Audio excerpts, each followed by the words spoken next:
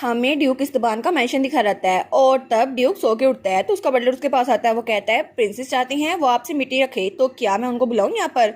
तो ड्यूक कहता है नहीं, उसे कह दो मैं बहुत ज़्यादा बिजी हूँ। और तब बटलर यही बात एलिस को कहता है तो एलिस कहती है जी मैं जानती हूँ, आप अब जा सकते हैं। तो तब जब बटलर वहाँ चला गया था तो हमारी एलिस वो तो ड्यूक को गालियाँ दे रही थी कि आखिर मुझसे एक बार बात नहीं कर सकता, ये इतना बिजी कैसे हो गया। और उसको तो ड्यूक को बड़ा गुस्सा चढ़ रहा था कि मेन विलन है लेकिन फिर भी मुझसे बात नहीं कर सकता, आखिर इसकी हिम्मत कैसे हुई। तो तब वो सोफे पे लेट गई थी। वो कहती है ओहो अब मैं क्या ही कर सकती हूँ, लेकिन वो सोचती है ये जैसा मैंने प्रिडिक्ट किया था ना बिल्कुल वैसा ही है। और ड्यूक तो बहुत ज़्यादा डिस्गस्टिंग है, लेकिन अब मुझे क्या करना चाहिए? बहुत सारी चीज़ें ऐसी है जो मैं करना चाहती हूँ लेकिन मुझे पता नहीं है क्या करना है। तो तभी उसको छींक आती है। तो तभी वो कहती है क्या ये फ्लू है? लेकिन मुझे अचानक फ्लू कैसे हो गया? और तभी वहाँ पे एडविन आता है। वो कहता है एलिस।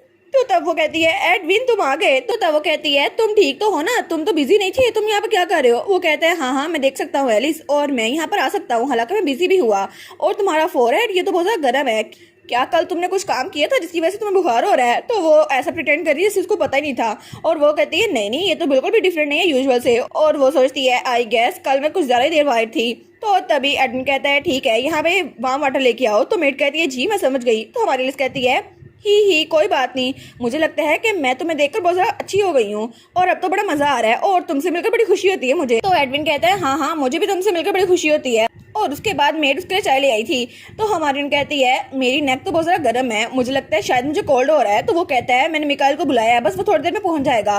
तो हमारी एलिस चाय पी रही थी। वो कहती है हाँ हाँ, लेकिन वो सोचती है क्या ये इतना ऑब्वियस है कि मेरी तबीयत बहुत ज़्यादा ख़राब रहती है और मैं तो बस सोच रही थी कि मैं आखिर कर क्या सकती हूँ। तो तब एडमिन कहता है एलिस तुम कुछ भी कर सकती हो, अगर तुम्हारे लिए ठीक है तो भी ठीक है। वो कहती है हाँ मैं भी उम्मीद करती हूँ। तो तब वो कहती है एक्चुअली कल जब मैं एम्प्रेस से मिलने के लिए गई तो कुछ अजीब हुआ था और मुझे लगा शायद ये ड्यूक इस्तबान से रिलेटेड है और मैं उनसे मिलने के लिए गई लेकिन उन्होंने मना कर दिया। लेकिन असल में ये इतना भी अजीब नहीं है, मुझे लगता है कि मैं खुद एक पपेट प्रिंसेस हूँ जो कि दूसरों के काबू में है, क्योंकि असल में ड्यूक मुझे काबू कर रहा है। तो तब वो कहती है लेकिन पता नहीं मुझे लगता है कि मैं किसी स्मार्ट से स्मार्ट फ्रेम में फिट होती जा रही हूँ और मुझे तो ये भी नहीं पता कि मुझे आगे क्या करना है। तो तब हमारा एडमिन कहता है ये सब मेरी वजह से है ना, अगर मैं यहाँ पर ना होता और मैं तुम्हें पहले ही बता देता तो ये ना होता। वो कहती है क्या? तो एडमिन कहता है अगर मुझे उस आदमी की मूवमेंट्स का पहले पता चल जाता तो हम कुछ ना कुछ चेंज कर सकते थे। वो कहती है नहीं नहीं कोई बात नहीं, तुम कैसे प्रिडिक्ट कर सकते थे, और वैसे भी अगर तुम ना होते तो मुझे बहुत सा मसला होता।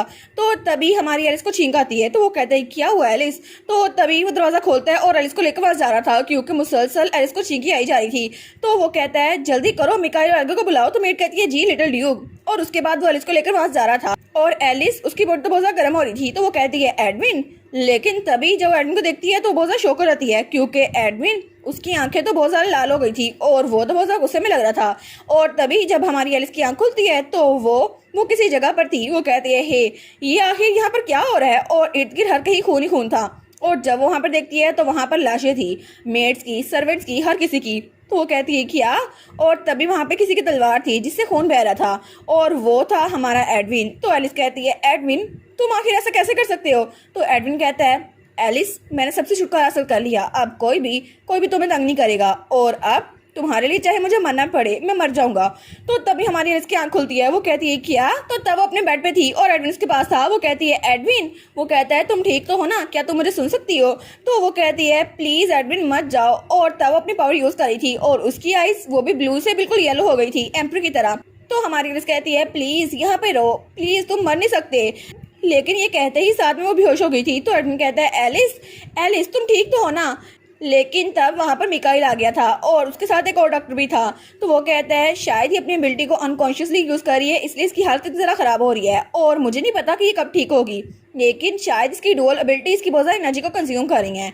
और तब वो बताता है हिस्ट्री में रॉयल फैमिली हमेशा अपनी एबिलिटीज़ को यूज़ करती थी और उसकी वजह से उनको बहुत ज़्यादा मसला होता था, लेकिन ये इतनी भी बुरी नहीं है, एक दो दिन में ये बिल्कुल ठीक हो जाएगी। तो तब एडमिन कहता है ठीक है। तो मिकाइल दूसरे डॉक्टर से बात कर रहा था। वो कहता है सबसे पहले हमें प्रिस्क्रिप्शन तैयार करनी चाहिए और इसके लिए 3 दिनों की हर्ब्स ठीक रहेंगी। तो एडमिन वहाँ से जा रहा था। तो तभी चेस्टर उसको वहां जाते हुए देखता है। तो एडविन जाते हुए कहता है उसको प्रोटेक्ट करना। तो वो कहता है क्या? तो तब वो कहता है मैं कह रहा हूँ एलिस को प्रोटेक्ट करना। तो चेस्टर कहता है बिल्कुल, मैं उसको प्रोटेक्ट करूंगा जैसा आप कहें। और तब मिकाइल हमारी एलिस के पास बैठा हुआ था, लेकिन एलिस को अभी तक होश नहीं आया था। और तब सीन चलता है और हमें दूसरी तरफ ड्यूक का मेंशन दिखा रहता है और ड्यूक कुछ डॉक्यूमेंट्स को देख रहा था। वो कहता है इसका मतलब है कि टेम्पल ने एम्पीरियल फैमिली की रिक्वेस्ट को कबूल कर लिया है। तो वहाँ पे उसका साथी था, वो कहता है जी, ऐसा लगता है कि वो एलिमेंटल स्टोल को इस्तेमाल करने वाले हैं जैसा कि हिज मैजेस्टी ने कहा था। तो तब ड्यूक कहता है अच्छा, लेकिन एलिमेंटल स्टोन तो मर रहा था ना, तो आखिर उनके पास ये एबिलिटी कैसे हुई? तो तब वो कहता है ऐसा लगता है कि टेम्पल के पास सच में इवान एल्गर है जैसा मैंने सस्पेक्ट किया था। तो उसका साथी कहता है जी बिल्कुल, लेकिन अब हमें क्या करना चाहिए, क्योंकि इस तरह तो आप टेम्पल पे कब्जा नहीं कर सकते। वो कहता है हाँ, मैं भी यही सोच रहा था कि मुझे क्या करना चाहिए, लेकिन हमें दूसरा तरीका इस्तेमाल करना होगा। तो तभी दरवाजा खुलता है और वहाँ पे एडविन आता है। तो तभी वो आगे बढ़ा था। तो ड्यूक का साथी कहता है लॉर्ड एडविन, आखिर आप यहाँ पे क्या कर रहे हैं? हिज ग्रेस इस वक्त काम कर रहे हैं, तो क्या आप बाहर जा सकते हैं? लेकिन ड्यूक कहता है उसको यहीं पे रहने दो। तो केटन कहता है जी और ग्रेस, और उसके बाद वो बाहर चला गया था और वहाँ पे ड्यूक और एडविन अकेले थे।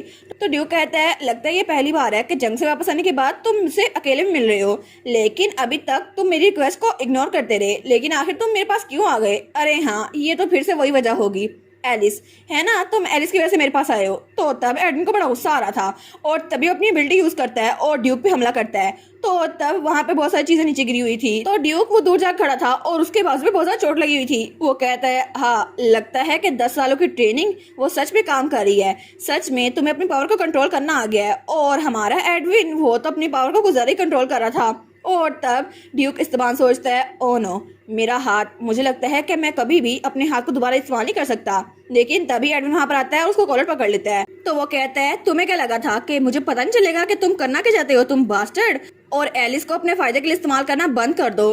तो ड्यूक कहता है अच्छा, तुम्हें सच में लगता है तुम इतने ब्रेव हो कि मेरे सामने मुझे दर्द दोगे और तुम्हें कुछ नहीं होगा? जितना दर्द मुझे हो रहा है ना, उतना तुम्हें भी होगा। और तब उसका हाथ छुड़वाने लगता है। वो कहता है जाने दो मुझे, और तुम अपने फादर का स्ट्रीट कैसे कर सकते हो? लेकिन तब एडविन उसको दीवार के साथ लगा रहता है तो ड्यूक नीचे जा गिरता है। तो तब एडविन कहता है ये तुम्हारी लास्ट वार्निंग है, दोबारा कभी भी मुझे प्रोवोक ना करना। तो ड्यूक इस्तेबान कहता है मैं तुम्हें सजेशन देता हूँ कि तुम फैमिली रिस्ट्रिक्शन को अंडर एस्टिमेट ना करो।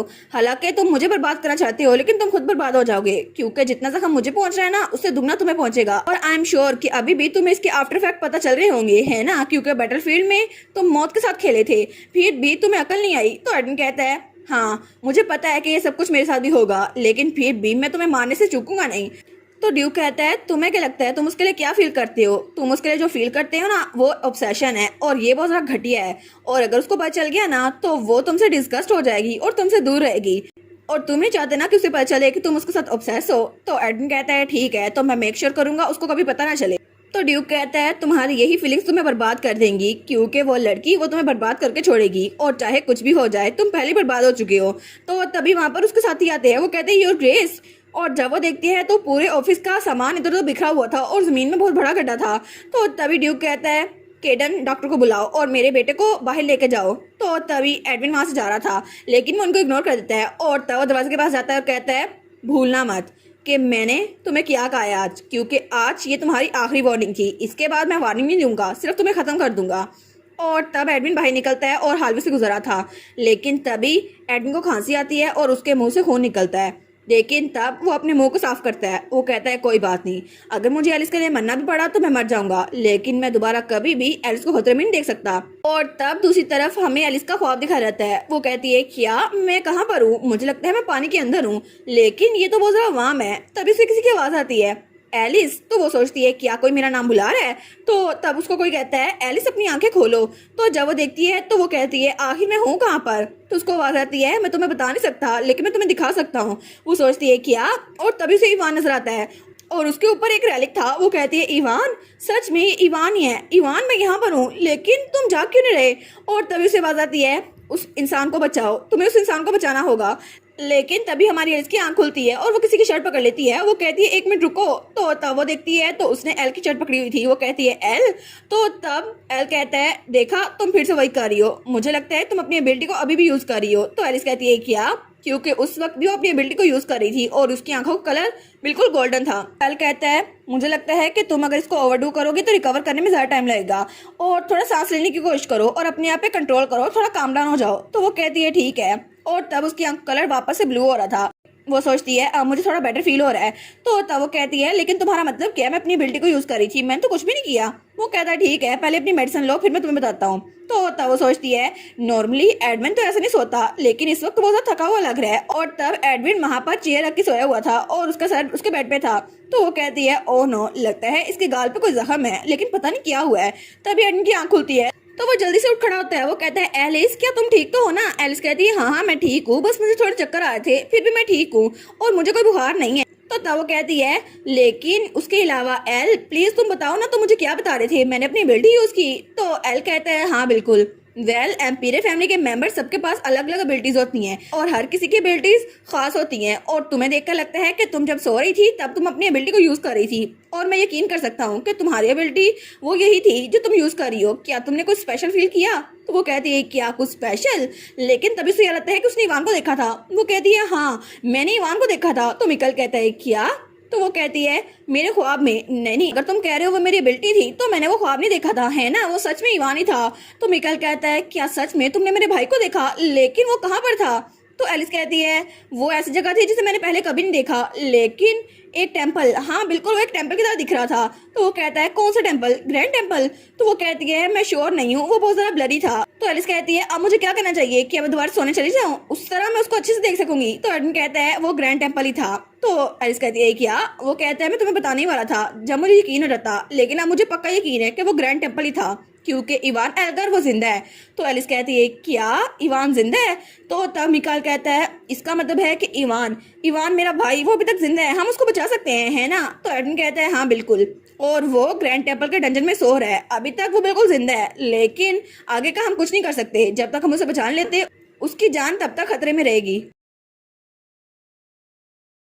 और इसी के साथ ये वाला पार्ट यहीं पर ख़त्म। तो आप लोग बताइएगा आप लोग को ये पार्ट कैसा लगा, और वीडियो को लाइक और चैनल को सब्सक्राइब लाजमी कीजिएगा।